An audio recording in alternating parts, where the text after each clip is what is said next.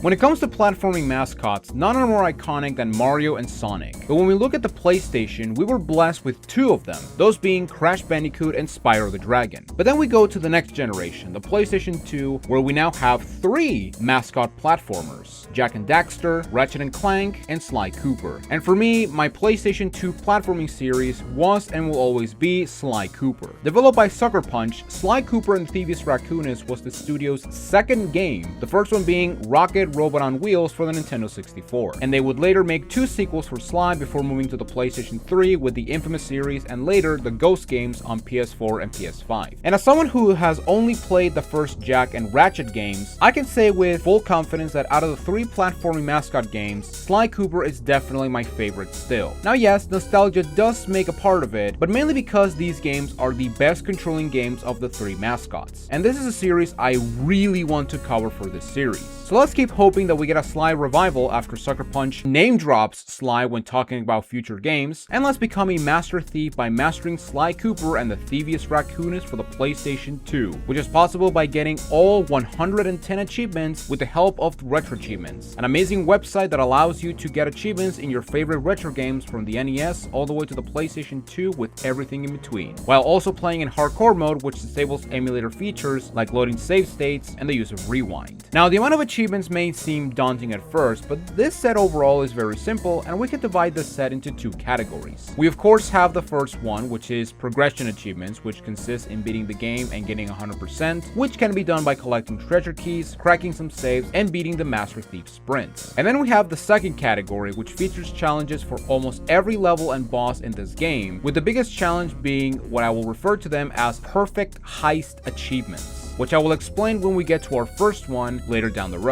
So with that established, let's master our first PlayStation 2 game and enter the world of Sly Cooper. Our adventure begins on the rooftops of the police headquarters in Paris, where we meet our protagonist, Sly Cooper, who is joined by his long-life friends, Bentley the Turtle and Murray the Hippo, the most dangerous land animal in the world, with the mission of stealing Sly's police files from Inspector Carmelita Montoya Fox. And as we begin a new game, we have this starting area to try out the controls and get a feel for Sly, as well as learning the most important button in the game. All you have to do is get near them and hold down the circle button. So after we learn to perform some super slinky flave moves, we go through the air ducts and encounter our first obstacle, where we have to avoid these yellow lasers so that we don't trigger the alarm and fail our first challenge achievement. But with careful jumps to these platforms, we get to the bottom and destroy the alarm siren to proceed inside the building. Bentley tells us that Inspector Fox's office is behind a red door, where you need to find another way to get inside, since the door is reinforced. And once inside, we find a safe that contains our police files, where Bentley gives us the code to crack it open. And once we open the safe, we collect our police file, leaving a calling card to Inspector Fox, and get our very first achievement for opening the safe without triggering the alarm. And as we make it outside to the rendezvous point,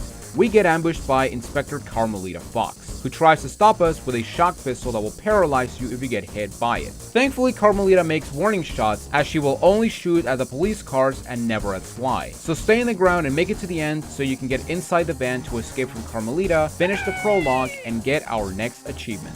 And here's where we get introduced to the main plot of this game, since Sly's police files will help him track down 5 different characters and retrieve pieces of a family heirloom that was stolen from him when he was a child. Here we learn that Sly comes from a long line of master thieves, who documented their feats and secrets in an ancient book, the titular Thievius Raccoonus, which gave you the power to steal from master criminals and become a master thief. But when Sly was supposed to inherit the book, a dangerous gang known as the Fiendish Five broke in and stole the book, with Sly's father losing his life trying to protect his son. But the silver lining in this tragedy is that at the orphanage, Sly met with Bentley and Murray, who became long-life friends and decided to join with Sly in this mission to defeat the Fiendish Five, restore the Thievius Raccoonus, and become worthy of the Cooper name. So once we learn about Sly's motivation, we arrive at the gang's hideout, where we can talk with Bentley if we want to rewatch any cutscene of the game, check with Murray where he will offer us a peanut and get our first missable achievement of the set, and of course have access to the different chapters this game has to offer. So after we check with Murray, which is something you want to do before you finish every chapter, we begin Chapter 1, Tide of Terror, where we get introduced to Sir Raleigh the Frog, who became addicted to crime after living a life of boring luxury and privileges, who later became chief machinist for the Fiendish Five, and is now hiding in his lair located in the the Isle of Wrath located in the Whales Triangle. And so we begin our first proper stage, a stealthy approach, where we have a more expanded playground to explore and to improve our sneaking skills. But this is also our first level where we can get the perfect heist achievement, where we need to get the treasure key at the end of every platforming stage without losing a life, taking damage, and without triggering an alarm. So every chapter, with the exception of the final one, has the same progression. We have a starting level which leads to a main hub, where you can access other levels and the boss. And every chapter has 7 stages that have treasure keys at the end. And these 7 stages of a chapter can be divided into 2 groups. We have the minigame levels, where you have to use a vehicle or play as a different character. And then we have the platforming stages, where we play as Sly and use his movesets to get to the end while collecting these clue bottles that will allow you to access new power-ups. Now, these perfect heist achievements are tied to the platforming levels. However, these achievements are also missable. And the reason for it is because once you collect the treasure key, the key is replaced by a holographic marker, as Ben Lee very kindly puts it. I've marked the areas you need to hit with holographic markers. And the achievement specifically states that you need to collect the key in order to achieve the perfect heist. Thankfully, most of these levels are not that long, and as long as you take your time, they are really easy to achieve. Not to mention that in the case you fail, you can always exit the level and retry the level again. So in order to save time for this video, I'll just give general advice for every stage instead of making a full walkthrough of every level. If you want to see a full unedited run of every single level, I highly recommend you check and also subscribe to my archives channel, since on that channel I upload my full playthroughs of every single game I master for this series. So going back to the first stage, we get introduced to new uses for the circle button, like climbing this rope or this ladder to get to the other side of this gate. And as we get instructed by Bentley, we move the analog sticks up and down to make Bentley and Sly headbang so hard that we get an achievement for our efforts. And as we decide which route to use, we come across some clue bottles, where Bentley tells us that they form some sort of message. Clue bottles are the equivalent of boxes in a Crash game, where you get a special reward after collecting all of them. But in the meantime, let's whack some walrus and avoid some searchlights and pass through this contraption that Bentley somehow managed to place all around the world so that he can literally checkpoint our progress. So as we cross the checkpoint, we have a clear view at Raleigh's lair, and Bentley points out that Raleigh is hiding in that blimp-like machine, which functions as a storm machine, which explains as to why there is sunken ships and non-stop rain 24/7. But as we continue our approach and fight the current, we swing from a hook and arrive at the final section of the level, where we have a safe which requires all clue bottles in order to open. And once we get the last clues, Bentley will give us the code that will open the vault, which will give us a page of the Thievius Raccoonus as well as the vault achievement. Now these pages will give you extra power-ups that you can use with the triangle button. That said, these powers are completely optional, and you do not need them to beat the game. But if you want the true ending and also go for 100%, you must get all of them. So once we unlock our new dive attack, we make it through these water wheels and collect our first treasure key. And because we collected it without taking damage or activating the alarms, we will get the perfect heist achievement as well as the progression achievement.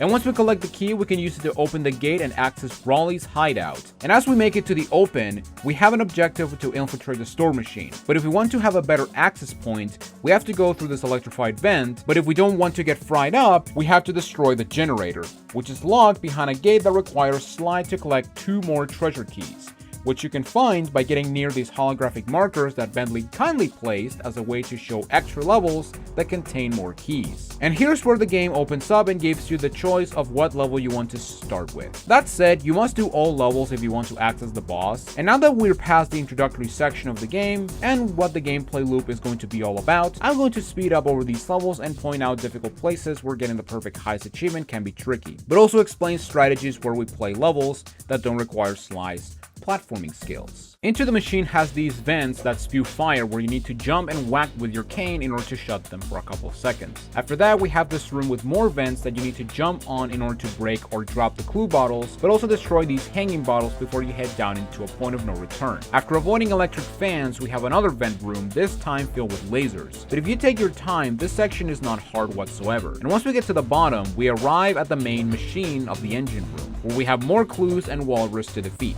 I'm pretty sure that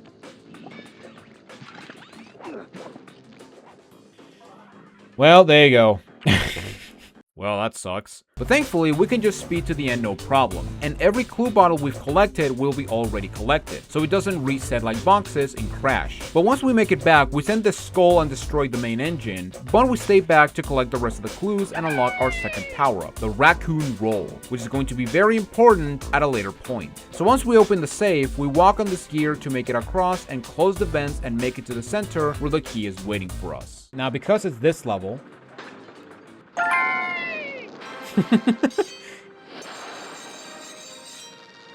and there it is. So once we grab the key, if we return to the level, we will find an hourglass at the beginning. And by collecting it, you will begin a Master Thief sprint, where similar to Crash 3, you have to make it to the end as fast as possible. That said, you can only do these Master Thief sprints once you unlock the safe of that level. And just like Crash 3, I will finish these time trials after beating the game and getting all saves. Moving on, we have High Class Heist, where we have a buttload of lasers to avoid, including this section where stepping into the brown tiles will have this skull gaze into your soul and submit you to acute combustion. But as long as we keep moving, we can just shut this off and deal with belly flopping walrus, avoid more lasers while leaping through lily pads, and make it to the end no problem. However, instead of grabbing the key, I decided to chance my gaming abilities and backtrack all the way to the halfway point to collect the remaining clue bottles and open the safe, since there are levels like this one where the safe will not always be at the end of the level, but instead it will be at the halfway point. And after we crack it open, we get the blueprint of Raleigh's hideout, which Bentley wires the info into your binocucom so that when we use it, it will highlight destructible objects as well as clue bottles, which is very neat if you're missing that one clue bottle in a particular level you are just getting stuck on. Haha! There we go. We're just floating in midair. Oh my god, that's so stupid. Before accessing the next stage, we get introduced to these wheels, where we can have something happen if we make them spin really fast. And once we enter the next level, the fire dam below, we are now in the power source of the store machine, where we have to spin more wheels to make it across the lava and do some scary platforming for some clue bottles. Okay. Don't fall off. Alright, I think I have to sacrifice... Yeah, I have to sacrifice that. However, we can do this. We can do this now. So yeah, we can actually use a little shortcut. And that's actually going to help us when we do the... So going again, this time closing the damn vent, we get to the trickiest part of the level, where we have to spin this wheel to activate the conveyor belt that will carry a giant flaming rock and destroy the vent, giving us access to the key, while avoiding a spotlight in the process. But as long as you don't get greedy, you'll get to the key no problem. Alright, what stupid thing I can do? There we go. Once we get the key, instead of going back the normal way, we return to the level by pressing select and fast traveling back to it and get the save and unlock the powers of time manipulation, since now we can slow down time while in mid-air. So now we move on to the final level of the first part of the hub, a cunning disguise, where we need to use this barrel in order to avoid becoming a master dartboard and squid food. And basically, while you're in the barrel, you are completely invincible against the darts. And as for the flashlight guards and spotlights later in the level, as long as you stay still in the barrel, you will not trigger any alarm or guard. And once you make it to the end, you can backtrack and collect the remaining clue bottles for an upgrade to the dive attack, which you can now use in mid-air as a pseudo ground pound and collect coins easily. So once we make it out, we use the keys to unlock and destroy the generator in order to get closer to the store machine, where Bentley informs us that the only way to get to it is by blasting out of that cannon, which Sly seems to get behind that plan. However, if we want to become a raccoon cannonball, we need to collect all 7 of treasure keys in order to unlock it. Starting off, we have Gunboat Graveyard, which is our final platforming stage for this chapter, where we have a lot of interesting platforming over water while avoiding spotlights and literal throwing stars. We also have this plane that has some clues being guarded by a spotlight, and to get these without triggering the alarm, you want to destroy the siren and backtrack for these bottles. But besides that, we get a scary encounter with an Inkling predecessor,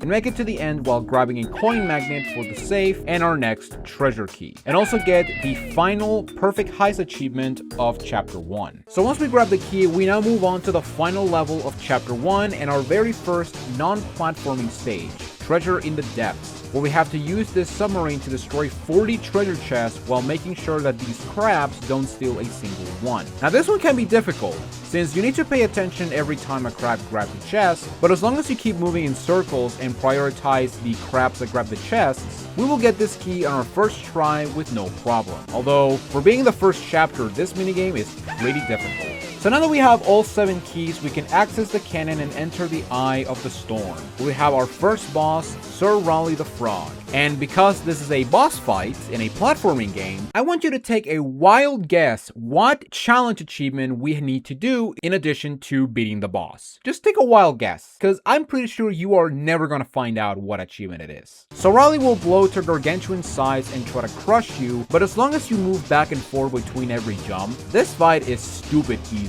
Now yes, there will be instances where platforms will sink, but as long as you keep moving, this fight is very easy and you're gonna get this on the first try, no problem. Every time he jumps in a platform, the game will freeze. But also...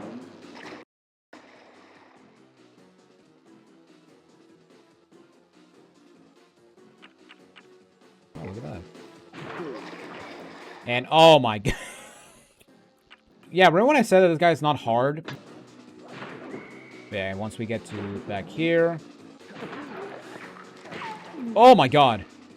Oh, okay. Alright, now for the 4th hit. And this one is the scary part. Yeah, I know, the scary part, even though I got hit in the other ones. We gotta jump the tongue. And we did it. And with that, we conclude with Chapter 1. We will return back here again for the Master Thief sprints, but once we return to the hideout, we can go beyond Chapter 2 to check in with Murray and witness some sick dance moves. And with that amazing spectacle, we begin Chapter 2, Sunset Snake Eyes, where we head to Utah to confront the muscle of the Fiendish Five, Muckshot, who became a ruthless gangster after being the runt of the litter as a child, while taking inspiration from movies to become a gangster like The Dogfather. God damn it, I love this game. And as we move into our rocky start with a sick as fuck baseline, we get to use a new move we learned by retrieving Raleigh's section of the Thievius Raccoonus, the Ninja Spider Jump. And with this move, we can traverse through this ghost town and do some very scary platforming over water, but also get introduced to a new type of security where we have these floor lasers that blink before switching to a new sector, that I wish they would use more often, if I'm being completely honest, because they only use it in like 2 levels. But besides that, we have another straightforward level where we can get the key with no danger of restarting the level. And we can also backtrack for the safe, which will give us the ability to blow up our hat. Not mind-blowing, but close enough. Entering Muckshot's turf, we have the same structure as Chapter 1. Only this time, we have 3 levels instead of 4. And here we also have 2 minigame stages, as I will call them from this point, starting with Murray's Big Gamble, where you need to use a turret to protect Murray as he makes his way to the treasure key. And as long as you don't stall and try to avoid shooting these explosive barrels that have a very interesting blast radius. And wow, what the heck was that hitbox? This level is not hard, although the ending can be scary with these machine gun dogs that like to rush towards Murray. Also the fact that you can also shoot Murray accidentally in a moment of panic. And because I wanted to get it out of the way immediately, I decided to go for the second minigame at the dog tracks, which is one of, if not the worst stage in the game. For this level, you play as Murray, as you need to win the race against some gangster dogs in a 3-lap racetrack in order to win a treasure key. This level is infamous for having incredibly slippery controls, brutal enemy AI, to the point that even if you play perfectly, there is a chance that you may never win at all, just because first place also played flawlessly. And this was a level that I was dreading, mainly because of how many times I got stuck on this stage as a kid and even as an adult. Whether it's the original PlayStation 2 or the HD version on PlayStation 3, I always get stuck on this level, and it is easily the low point every time I revisit this game. Oh my god, I did this on the first try? I'm gonna be real with you, I was dreading this level, but oh my god, I am the luckiest son of a bitch alive. Holy crap. Wow.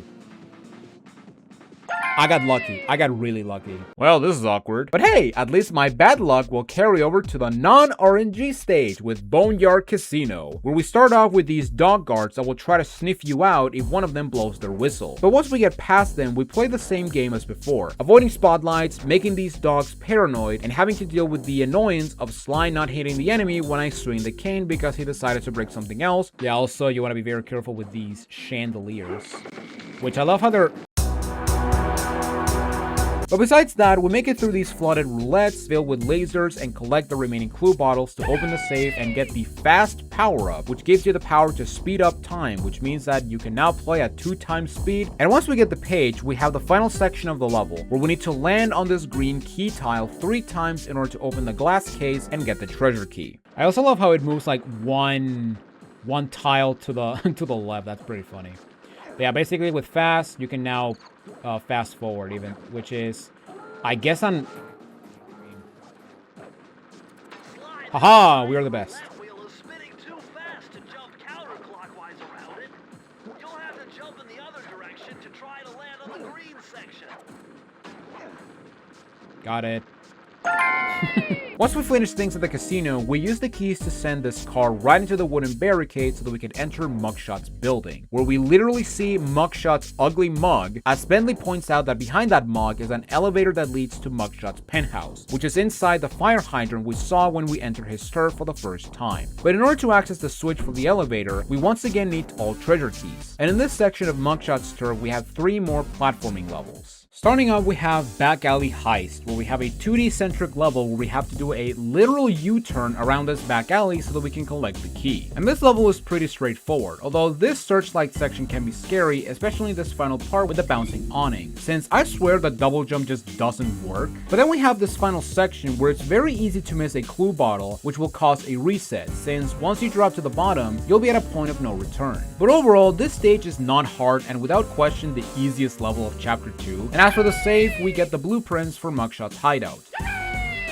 For the next stage, we take an elevator to the top and try to find a way to break this reinforced glass by climbing through the neon Mugshot sign. And this is a pseudo-open level, since we have a sandbox-style area instead of a linear path to the end, where we get a first instance of Sly's very interesting grabs that will definitely not cause problems in the near future. Yeah, basically we have to use these neon tubes and...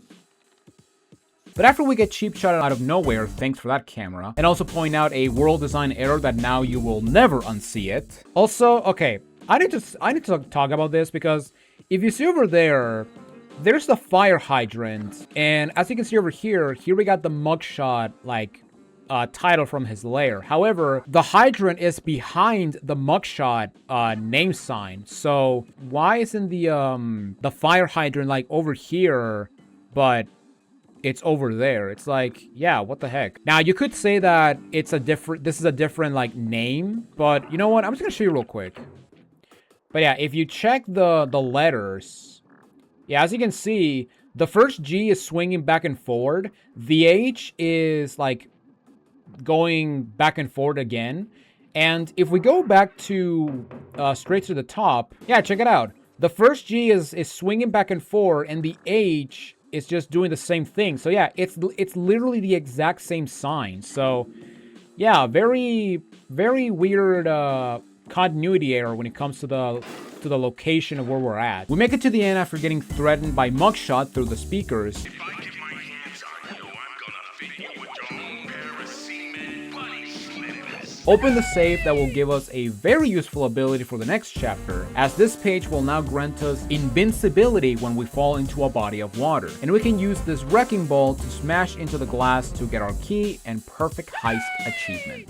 The final level of Chapter 2 sees us jumping through rooftops in order to get to the key, but as we make it to this roof, we get surprised by Carmelita, who, unlike the prologue, will now focus her shots towards you. So this is basically a chase level, where you need to avoid Carmelita's electric shots as you make your way from rooftop to rooftop. Thankfully, Carmelita's shots are incredibly easy to avoid, since she will always shoot at the last place Sly was standing before she pulls the trigger. And in some cases, like here at the beginning, she will shoot at predetermined locations, even though we do get some close calls, firstly. Although I have done that on Switch, because I do own the game on Switch, but I decided to... oh, Jesus! I decided to get it on PC and beat it.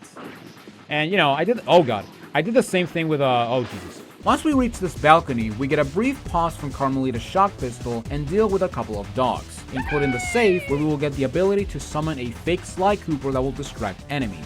But after opening the safe, we get chased by Carmelita until we get to the treasure key, which is inside a glass fire hydrant. And after breaking it, we not only get the key, but we also send Carmelita to the next dimension. So now that we have all the keys, we reveal the switch and open the elevator in order to reach Mugshot and confront the brainless muscle mass after hearing one of the best lines in the game. Trash the joint. I feel transgressed and violated. Let's rock.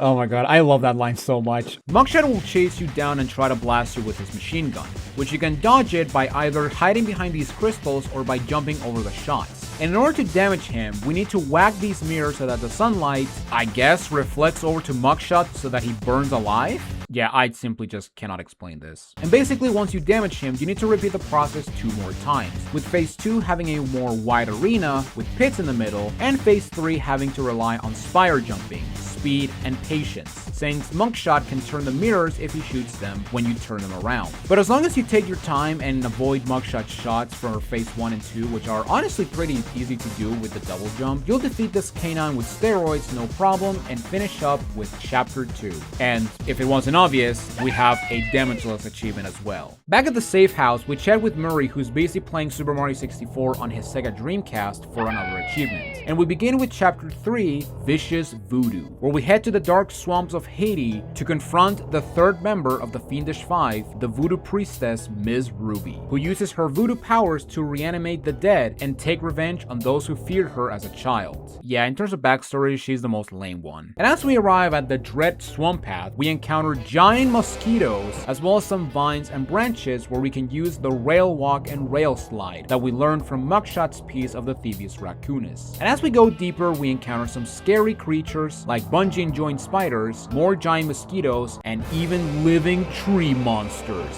But besides that, this is a short level and pretty straightforward. The final section though is the most difficult, since we have this camp with some voodoo guards that work the same way as the dogs from the beginning of Boneyard Casino. But once we defeat them all, we crack the safe and upgrade our roll ability to a more electrifying version, and destroy these voodoo candles to remove the bad mojo force field, uncovering the key and get our first perfect heist achievement for chapter 3. Once we arrive at the swamp's dark center, Bentley's paranormal scales go off the charts when analyzing that skull temple, which is where Ms. Ruby is hiding. And just like the previous chapters, we go through these levels to access the second half and then the boss once we gather all the keys. So yeah, at this point, I'm just repeating myself, so let's just go ahead and move on to the next levels. The first level we have is Lair of the Beast, where we see this giant gate where Sly says that Ms. Ruby is trying to keep something in. And as we make it through the level, we defeat some pesky bugs and see that there's something in the water. But as we arrive at this platform, we get to meet with the titular beast, where we have to escape from this dragon as we destroy some clue bottles in very tricky spots that, honestly, if you can destroy them all in one go, I am envious of you, because you are a true gamer. So we get the key and the perfect heist and go back for the remaining bottles to unlock the safe, which will give us a computer hacking technique, which will give us guard information when we look at them through the binoculcom, which is not useful whatsoever, but it does give some pretty fun entries. Thor McCracken, oh my god. Thor McCracken. Ginormous Mjolnirs has a good work ethic. Oh my god, that's so stupid. Next up, we have our first minigame of Chapter 3, Piranha Lake. And this level for me is, I'm not gonna lie, I find this level to be more annoying than at the dog tracks from Chapter 2. But the objective for this level is to light up all 25 of these tiki torches in just 2 minutes, so that we can open this gate and collect the treasure key. But in order to light up these torches, we need to find some fuel, where the only source for it is from these piranhas, which you need to ram them over in order to fuel up. Now, I have a couple of questions. Why are we timed? And why do we require piranhas to fuel up a flamethrower? That's a good question. But besides those silly questions, this level can be very annoying because of the piranhas swimming away, and that their hitbox, when you ram them, is incredibly precise, especially when you have a long stream and it takes a while to get the piranha. But with precise driving and lighting up torches as we come across them, we light all torches and collect the key on our first try. Not before we had a scary search for the last tiki torch, except that we need to find the last one. Oh my god, where is it? Yeah, that's actually another problem. You're probably gonna lose track of the last torch. Oh crap, where is it? Oh, there it is. The final stage of the first section of Chapter 3 is a grave undertaking, where we have these ghostly totems that will spawn infinite ghost mice that will chase you around for all eternity. I will say that this is the first level where the perfect heist achievement can be tricky, mainly due to these rat ghosts spawning at a bad time, especially here at the end where we have 2 totems that spawn a lot of ghosts. But as long as you take your time, this stage is incredibly manageable. That said, I should have grabbed the key instead of backtracking for the remaining clue bottles. Oh my god. Why couldn't you drop into the water? Sly. Why did you have to be picky? So after that incredibly dumb mistake, we get to the end, this time with all 40 clue bottles so that we can open the safe and collect the blueprints for Miss Ruby's hideout. And also grab the key while we're at it. So after collecting our keys, we open the gate to unleash the beast that will destroy this gate so that we can head into the second portion of the swamp. And as we cross the broken gate, we come across a sort of voodoo egg beater that produces the bad mojo water. Sly then mentioned that by unlocking the cauldron's lid, not only he will thrash their production, but it may build up enough steam to reach the Skull Temple. Physics, I know. They work, I guess. So with the plan established, we use the masks to hide from the voodoo guards and make it to the last platforming stage of Chapter 3, Descent into Danger, where we have this disgusting water filled with body parts and the key being so close, but yet so far from us at the same time. And this is the most involved level of Chapter 3, as we need to do some back and forward if we want to collect all clue bottles and the key in the same run of the level. And in this level, we get introduced to a new enemy. This bony dinosaur that throws his flaming head at Sly. But similar to Carmelita, he will throw his head on the last place Sly was before the throw. And as we make our way through these platforms, we get the drop on this guy to get some clues and repeat the process on these snake statues. And as we get some close encounters with a flaming turtle in the water, or maybe it's his brother, Pierre Inflammable Nose, or Flammable Nose. Oh my god! I can swim! Oh! Oh my god, I keep getting falling to the water.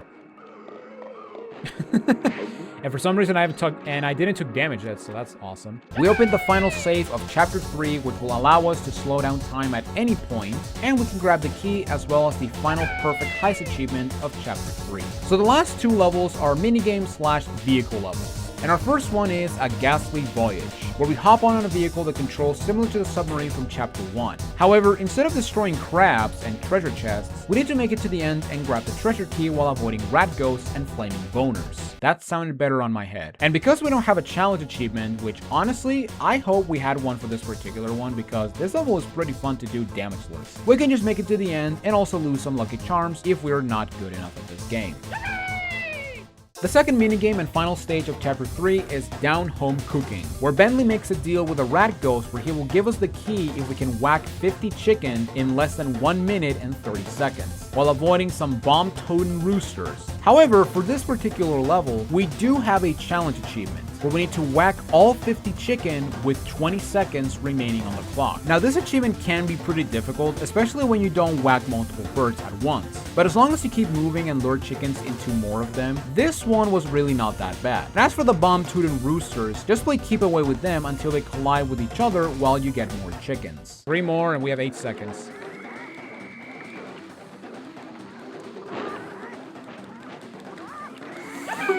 Oh! Thank God there's no milliseconds, because oh my god, that would have sucked. So now we have the Miss Ruby fight.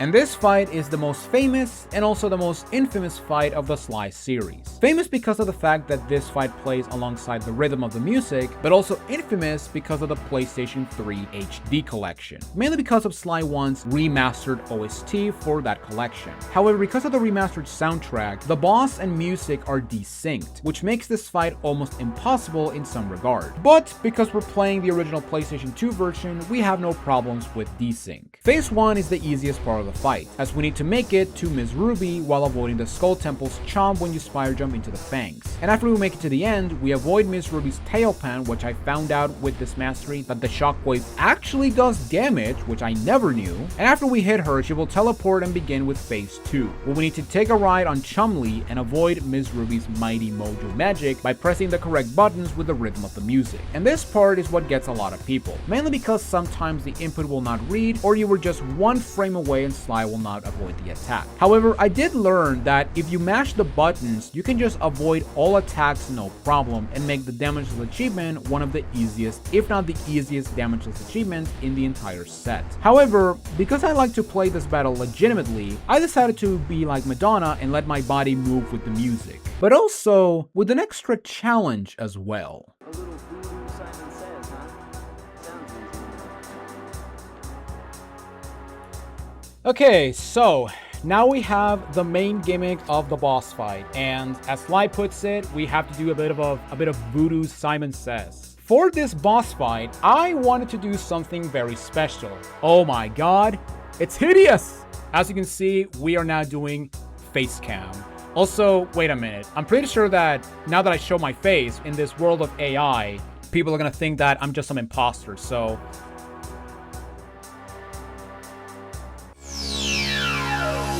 So yeah, basically what I am gonna do now is I'm gonna do this section of the Ms. Ruby fight while wearing a blindfold. And yes, I have done this before, and it is the most fun I think I've had with this boss fight in pretty much any time, every time I play this game. With that said, what's my controller? Okay, let's go.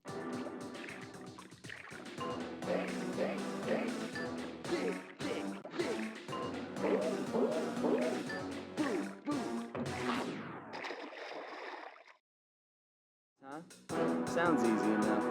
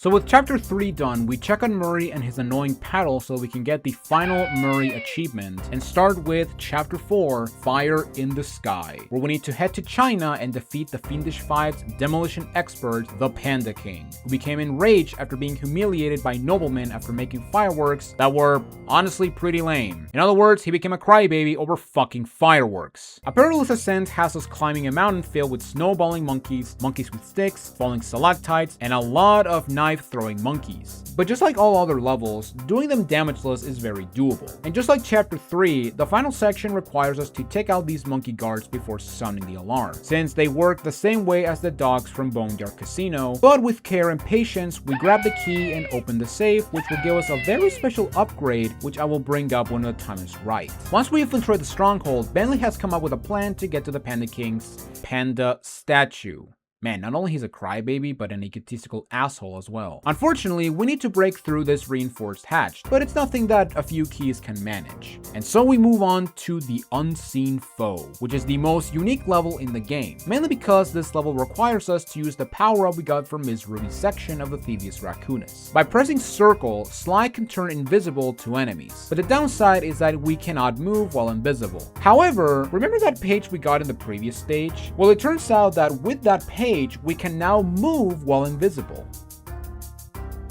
Hey, I never said you can move fast, and basically for this level, we have to use this invisibility power to get past certain sections, like this winding path with a laser wall, some flashlight guards, and this laser section if you want. But despite the fact that the invisibility is required for just the beginning of the level, the rest of it is pretty straightforward, and you actually do not need the invisible power-up whatsoever. But yeah, because of the look,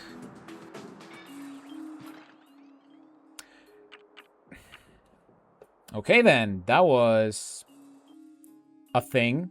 Physics, how do they work? So once we return, we avoid lasers and more kung fu monkeys, and we open the safe to now become invincible to fall damage, which will make some areas in this chapter much easier. Alright, let's see if we can actually... Yes! So chapter 4 brings back some mini games from chapters 2 and 3. And for our first one, we have King of the Hill, where we have another turret level where we need to protect Murray as he makes his way to the key.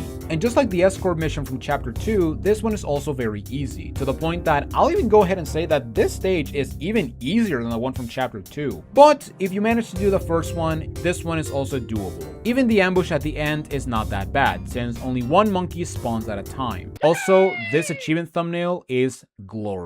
Flaming Temple of Flame is a pretty misleading name. There is almost no fire in the stage. I mean, hell, chapter 1 had a stage with more fire than this. This level is another easy stage, and it's even easier thanks to the fall damage resistance we acquire in the last save. And as for the save of this level, we get the blueprints from chapter 4. But besides that, this stage is incredibly easy and straightforward. Although there are some sections where there are clue bottles that are very hidden, which is very ironic since this save gives us the blueprints. After activating the rockets and destroying the hatch, we hear out Bentley's plan. Get all treasure keys and use these rockets to blast into the Panda King statue, with a 99% success rate and a 1% chance of Sly blowing up to smithereens. And in this section of the stronghold, we have 2 more minigames and the final platforming stage of the game.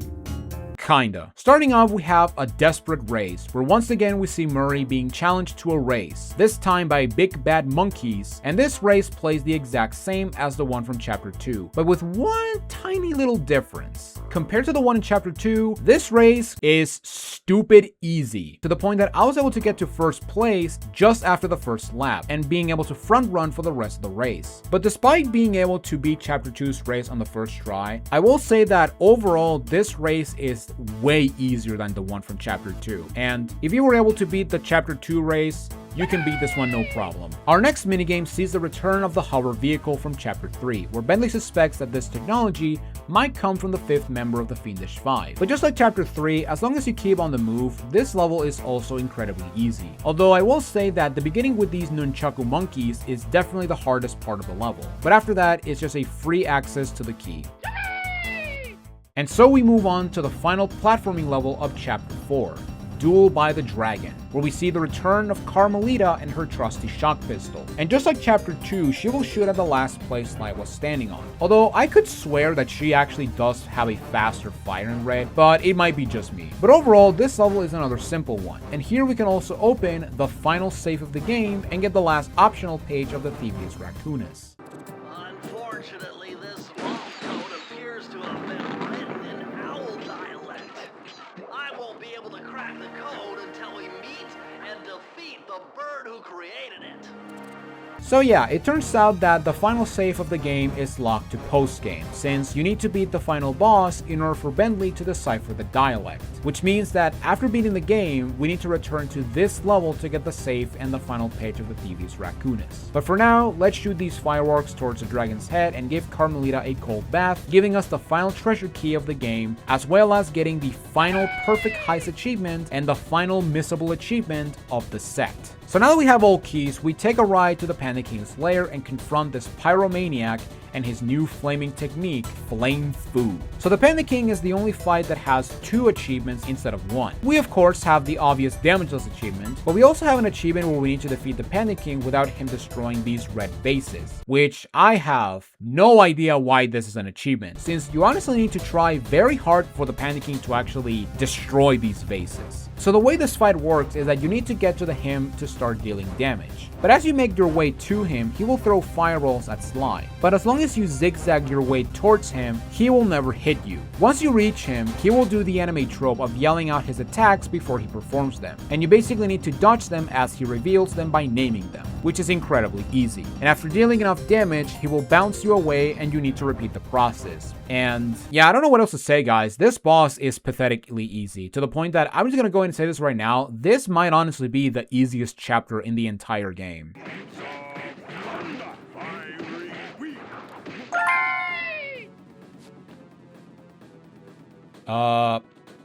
He's not dead, you know that game? Whatever. But once we defeat the Panda King, Bentley finds out that the scooters he used in chapters 3 and 4 came from a volcano in Russia, which is the location of the final member of the Fiendish Five, the mysterious Clockwork.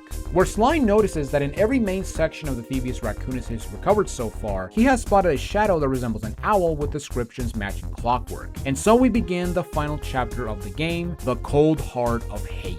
And this chapter is vastly different compared to the previous 4. Instead of having a starting level, a hub, and branching levels with treasure keys, we now have a linear progression throughout the chapter, which for some reason doesn't give you achievements for beating every stage individually, which I honestly do not understand why. But you know, at least it saves me from editing numbers, which is so hard.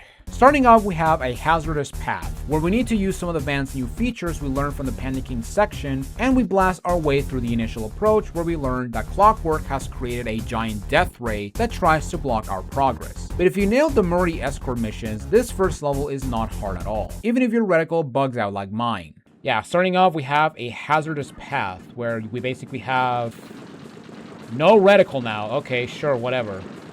You know what?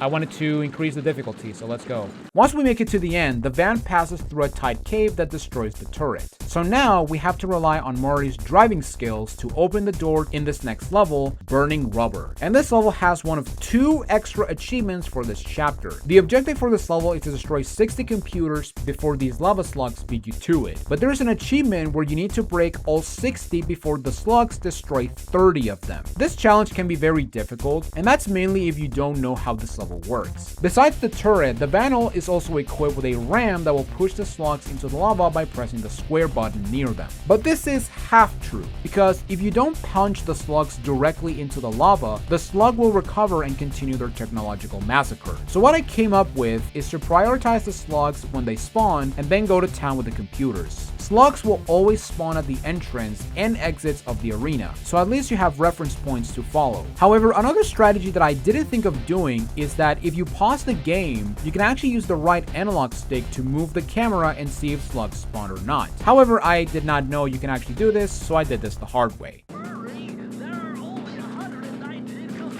Wow, one of them spawned directly on top of them. Nice.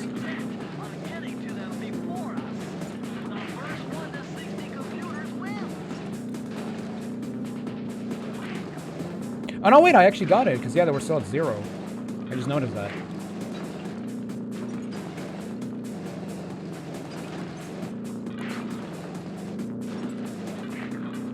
Oh my god, a computer fell on top of it. Oh my god, that's so stupid.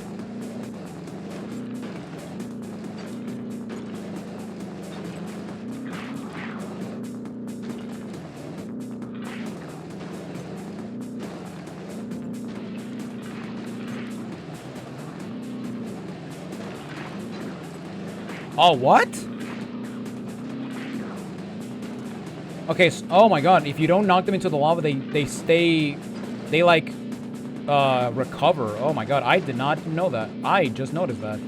Oh, nice. Fall on top of him.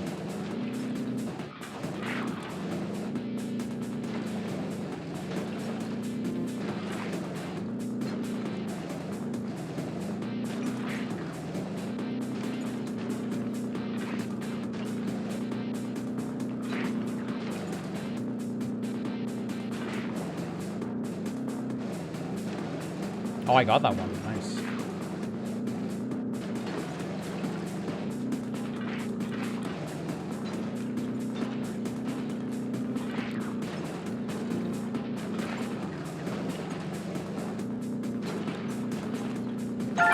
Yes! Oh, thank God. Okay, so yeah, this one is not that hard. You just need to prioritize the slugs as they spawn, and you'll be fine. So with our hacking complete, we enter Clockwork's lair and change to Sly in a daring rescue, where we see that Carmelita has been trapped by Clockwork, and because Sly has a thing for her, if all previous interactions didn't give it away, he wants to rescue her. And this is by far the shortest level in the game, where we need to make it to this barrel and use it to avoid these dart shooters so that we don't become Clockwork's personal dartboard. But once we make it to the end, to the surprise of absolutely nobody, it was a trap. So now it's up to Bentley to do some fast and furious hacking to turn off the poison gas and save Sly and Carmelita. And so we go into the best level in the game.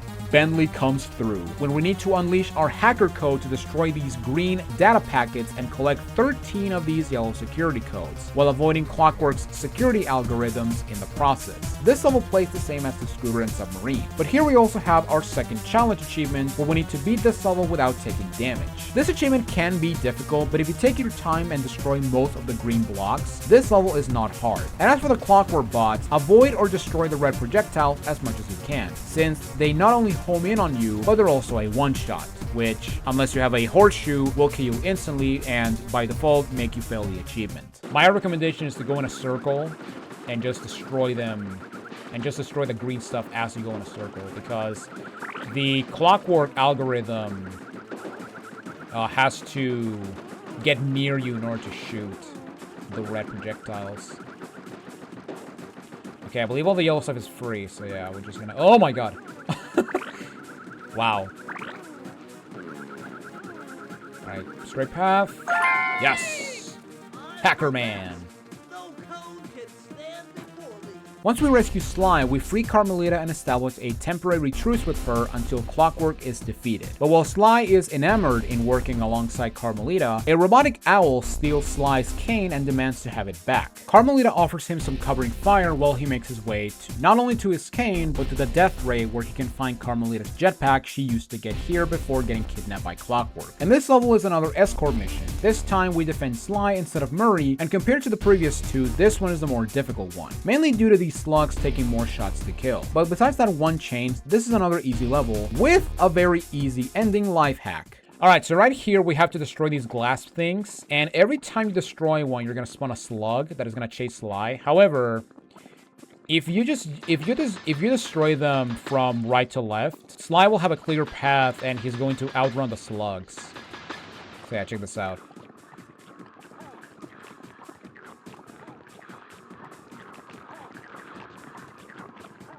See, look at that.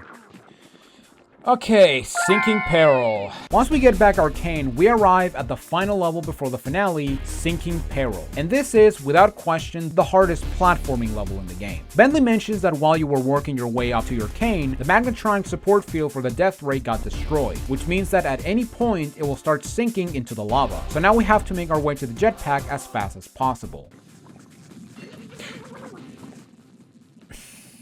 I thought the thing was going off. Oh my god. Well, there you go. And I love how it syncs back up. Also, was that my first legit death? I mean, I know never mind. Yeah, I would, in terms of platforming, this is definitely the hardest.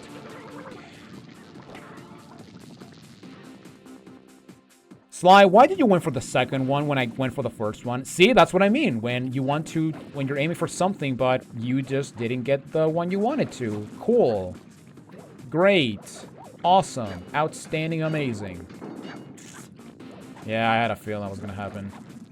I'm surprised it didn't happen in Flaming Temple of Flame, because, yeah, I've had issues where that area with the hooks right before the end, Sly will just aim for the cable that is directly below it, and yeah, I basically lose a lot of progress. And God, I hope that doesn't happen in the Master Thief sprints, because that would suck. That would be the absolute worst.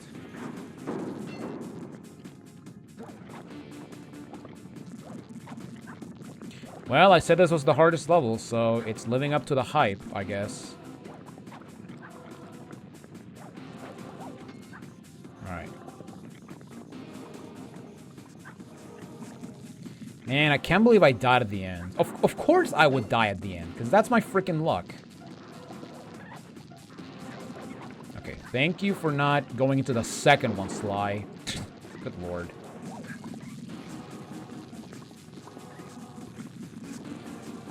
Okay, there we go. And jetpack. Alright, final boss, which doesn't have a damageless achievement, which I'm kind of disappointed. So here we go, the final boss of the game, Clockwork, a robotic owl who is fueled by revenge and hatred for the Cooper clan. This fight is a 3-phase fight, and for the first 2 phases, we need to avoid Clockwork's attacks and wait for Carmelita to shoot at Clockwork, so that it creates holes in its armor. Phase 1, you need to avoid these energy projectiles, while Phase 2, you need to be inside these rings before they explode and end the Cooper lineage. But after shooting this robotic owl enough times, he will take a plunge to the lava once again, and now we need to climb the owl and destroy him before he rises up once again and cause more terrors to Sly.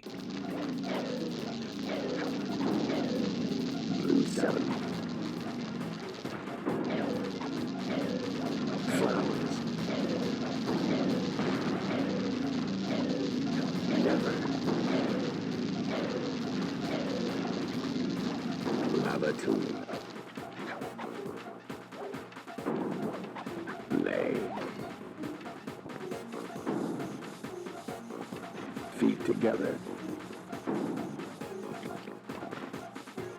I will live. Immortal.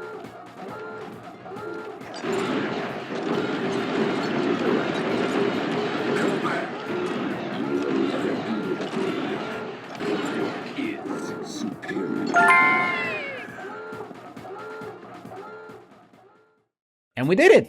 We defeated Clockwork, retrieved the Thievius Raccoonus, and got a chance with Carmelita after getting a 10-second head start. But unfortunately, the Thievius Raccoonus is not 100% complete, since we're still missing a page from Chapter 4. But now that we defeated Clockwork, we can now return to Duel by the Dragon and collect the final page and restore the Thievius Raccoonus. After we watch this Japanese animated rendition of the intro cutscene, which gives us an achievement worth 0 points! But now that we have all pages of the Thievius Raccoonus, we now have one more challenge in order to get 100% and mastery of this game. Those being the Master Thief Sprints, where you need to beat all main platforming levels from the first 4 chapters before time runs out. And basically, for these levels, you need to find the fastest way to get to the end while avoiding enemies and triggering alarms, since the timer will go down faster if you activate an alarm. Now for this part of the video, I will show you the way I got these Master Thief Sprints. But if you want a more detailed and even more techniques you can use for future revisits of the game, I highly recommend you check out Galaxius' video on this game, since he performed some skips that I never knew were possible, like blowing up the vent at the end of the fire down below with a mine hat, or how performing a roll can skip the roulette section of Boneyard Casino. He also made an in-depth guide for these Master Thief Sprints for the RetroAchievements official YouTube channel, and I will link both videos in the description below if you want to check them out after checking this video, of course.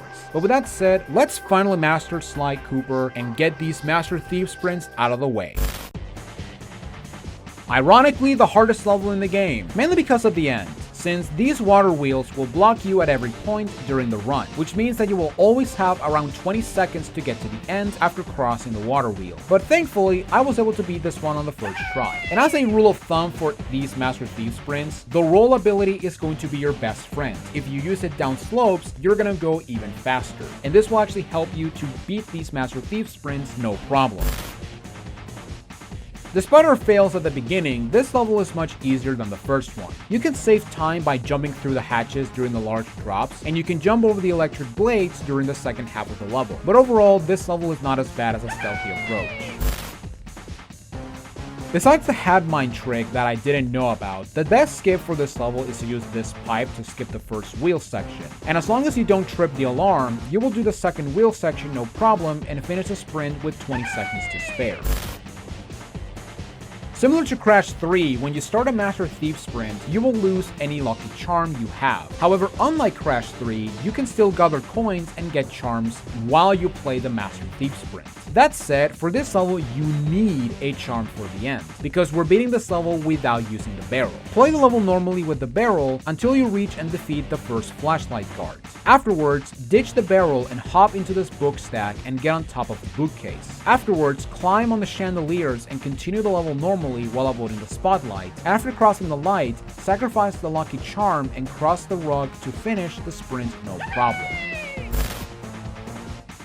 This one can be difficult, mainly because you need to pull off some very precise jumps at every opportunity. The beginning is not that hard, since you can jump over the horizontal lasers when they go down. For the eye lasers, you can jump over the stationary lasers, but make sure you jump at them at an angle, otherwise you'll hit the eye lasers and trigger the alarm. The lily pad section is not hard as long as you take your time, but then we have the hardest part, where you need to jump around the spotlight as it's near the wall, and you also need to do it twice. But if you manage to pull off both jumps at the end, even if you trigger the last spotlight at the end, you will actually have this level in the back.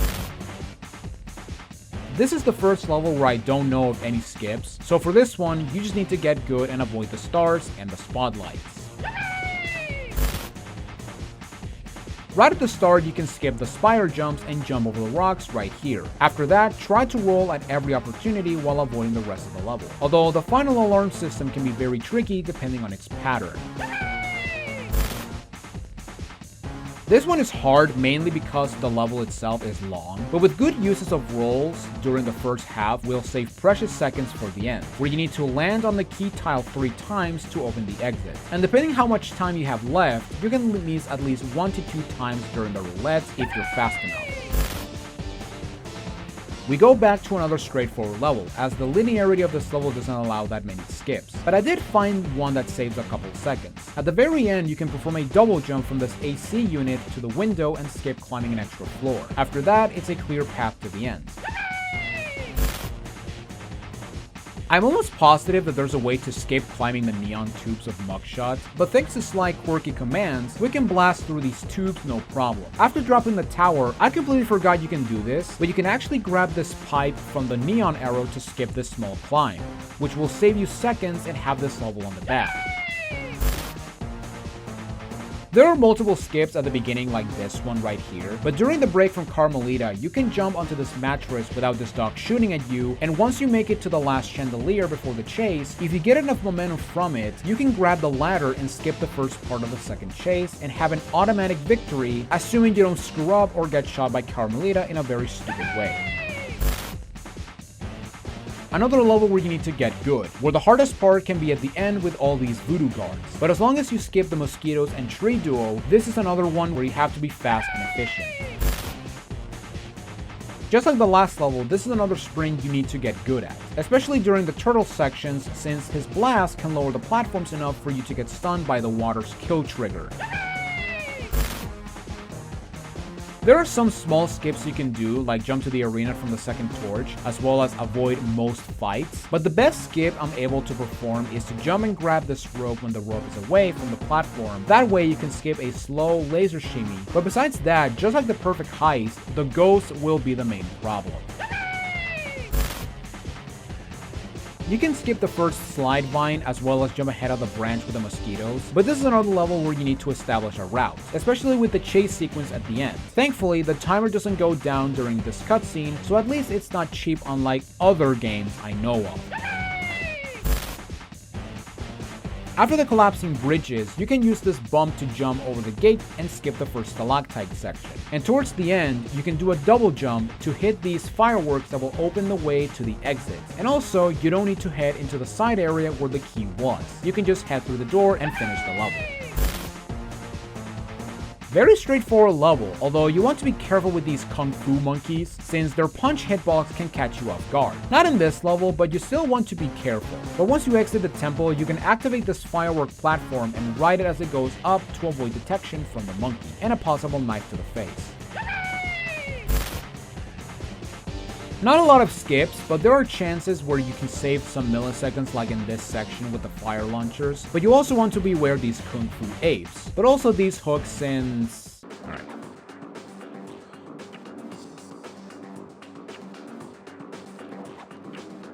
But... Sly, come on. See, that is exactly what I was worried about, that Sly would actually try to go to the ledge, to the cable down below, and the...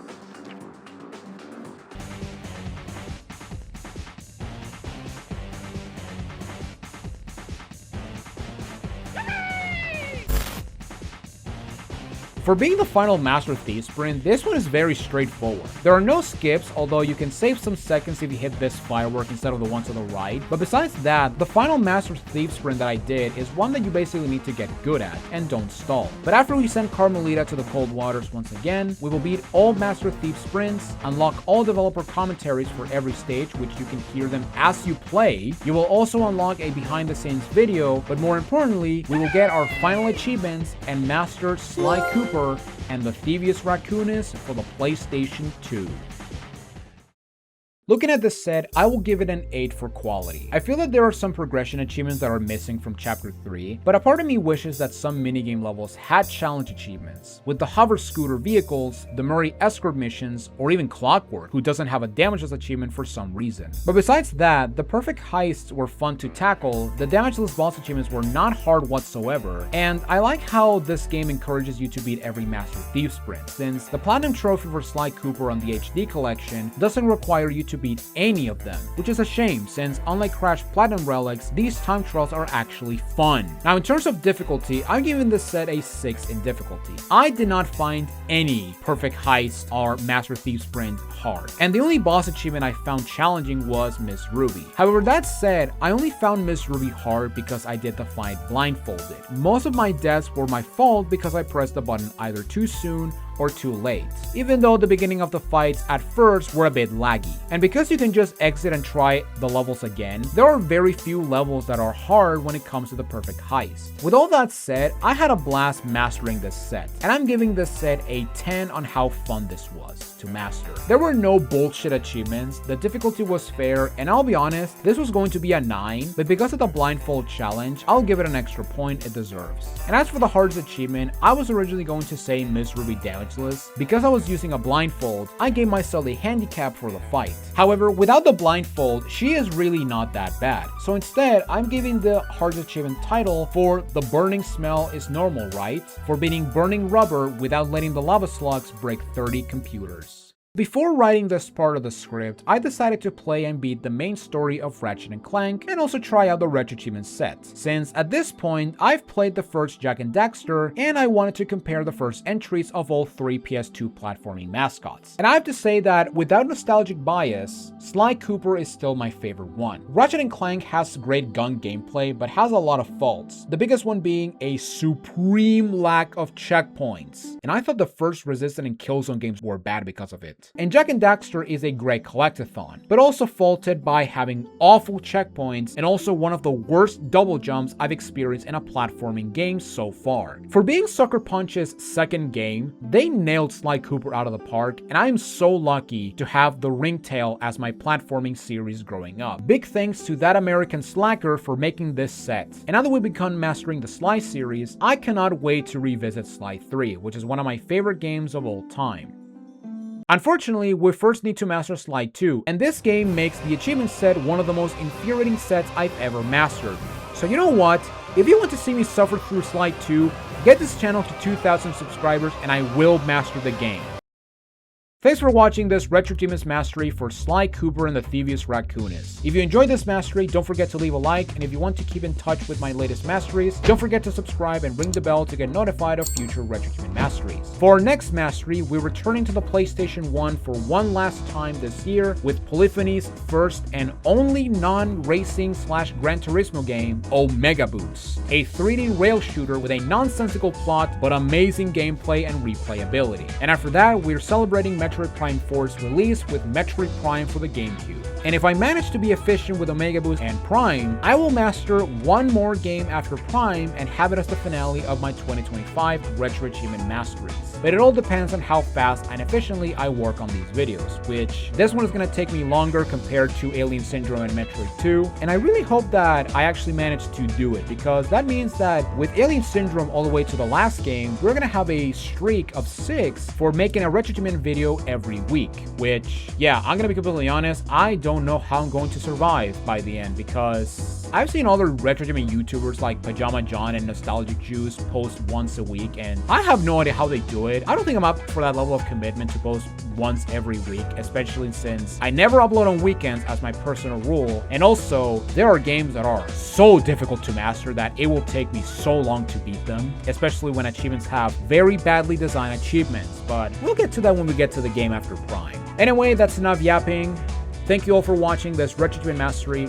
I'm Jonathan Wolf, and I will see you all in my next Retro Achievement Mastery. Later, Retro Achievers, and take it easy.